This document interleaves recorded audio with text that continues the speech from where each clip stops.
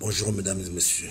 Il y a quelques jours, nous avions fait une déclaration, mais qui était en anglais, pour exprimer notre feuille de route et surtout nos actions d'urgence que nous proposions à l'ensemble de la communauté des combattants africains, des combattants occidentaux, des combattants internationaux, face à cette pandémie. Le coronavirus, pour nous, n'est pas une simple maladie, c'est une attaque. Mais cette fois-ci, une attaque globale contre l'espèce humaine. De ceux qui pensent avoir suffisamment d'argent et de moyens de contrôle sur les moyens de production pour pouvoir nous imposer leur dictat démoniaque, leur dictat satanique. C'est de cela qu'il s'agit. Nous disons à Belinda Gates et son mari qui voient déjà des corps en train de traîner partout en Afrique que leur sale besogne n'arrivera pas. Et c'est pourquoi nous disons qu'en matière de combat, en matière de guerre, en matière de stratégie, on ne reste pas dans la défensive, il faut attaquer. C'est pourquoi nous avons suggéré, à travers la coalition internationale contre le coronavirus, que la société civile africaine se dresse pour donner l'exemple aux autres peuples, pour refuser leur dictat. Nous demandons que des procès soient engagés contre Bill Gates et sa femme à travers le monde, pour qu'effectivement, ils viennent expliquer leur contribution dans la mutation du coronavirus et dans ce qu'ils sont en train de faire. Parce qu'ils dépassent le simple rôle de philanthrope. Ils se comportent en gouvernants mondiaux. Nous avons besoin, en tout cas, de les questionner afin qu'ils arrêtent de parler d'imposition, de vaccins. Ils ne sont pas devenus les présidents mondiaux. Ils ne sont pas devenus les médecins mondiaux. On ne les connaît pas comme tels. Même s'ils sont devenus les plus grands philanthropes entre crochets de l'Organisation mondiale de la santé, nous savons que ce n'est pas leur rôle. Deuxièmement, nous demandons au peuple d'Afrique et d'ailleurs de nous organiser à descendre dans la rue et de leur donner un dernier délai, qu'ils arrêtent avant la fin de ce mois, qu'ils arrêtent le confinement, qu'ils arrêtent de nous emprisonner chez nous, qu'ils arrêtent sans procès et sans raison. Nous savons de quoi il s'agit.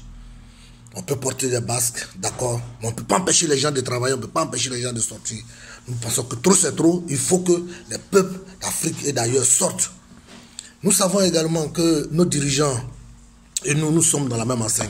Ne faisons pas l'erreur, nous ne sommes pas en guerre contre nos dirigeants, sauf les dirigeants qui ne veulent pas. Et nous voulons qu'il y ait un engagement, qu'il y ait un nouveau contrat social, qu'il y ait des débats sérieux entre les peuples et leurs dirigeants.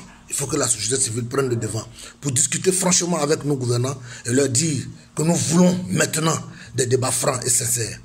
Si nous avons de l'aide qui vient de qui que ce soit, ce serait pour aider, de nous soutenir, mais ce n'est pas de nous imposer.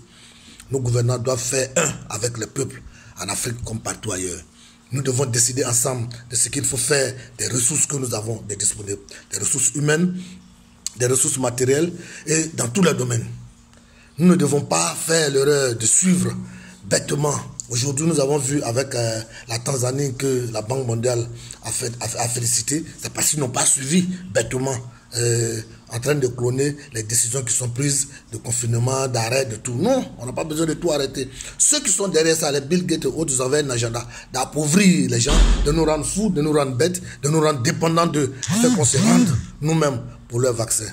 Mais c'est peine perdue. Leur complot n'a pas marché et des États, de nombreux États de plus en plus commencent à prendre conscience. Nous devons descendre dans la rue pour exiger qu'ils arrêtent ce plan machiavélique-là.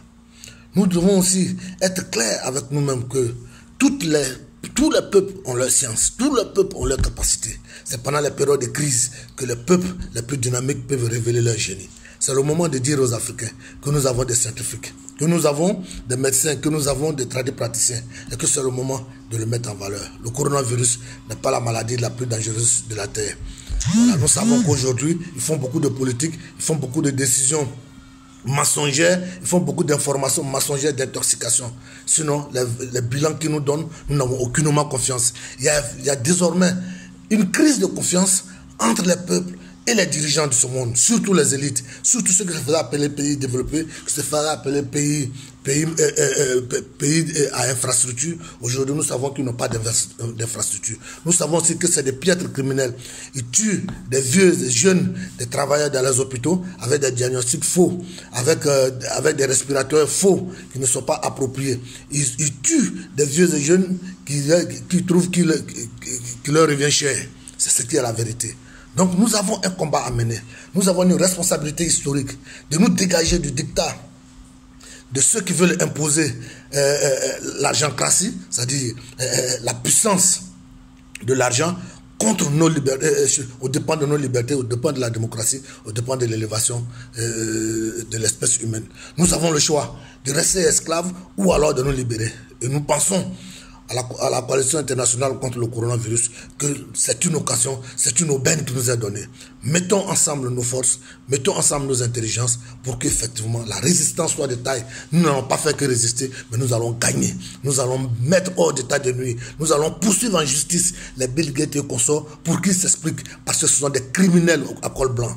Ce sont des bandits de grands chemins et tous nos dirigeants doivent être mobilisés dans ce sens. Nous devons convaincre nos dirigeants africains, nous devons convaincre nos dirigeants de tous les pays que nous avons à prendre des décisions qui sont dans nos propres intérêts. Nous savons que désormais, quand il y a un malade de diabète, un malade d'AVC, tous ceux qui meurent, ils mettent ça au compte du coronavirus. Nous savons que c'est les génériques qui font.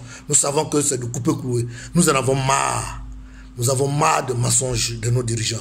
Nous avons marre de la complotité de nos dirigeants. Vive la liberté, vive le réveil spirituel, vive le réveil démocratique, vive le réveil de la liberté pour un monde meilleur. Nous voulons une civilisation nouvelle, la civilisation de l'humanité, la civilisation de la liberté, la civilisation de la justice, et non cette barbarie qui a cours. Nous avons compris, et trop c'est trop. Ceci est le message du jour. Je vous remercie.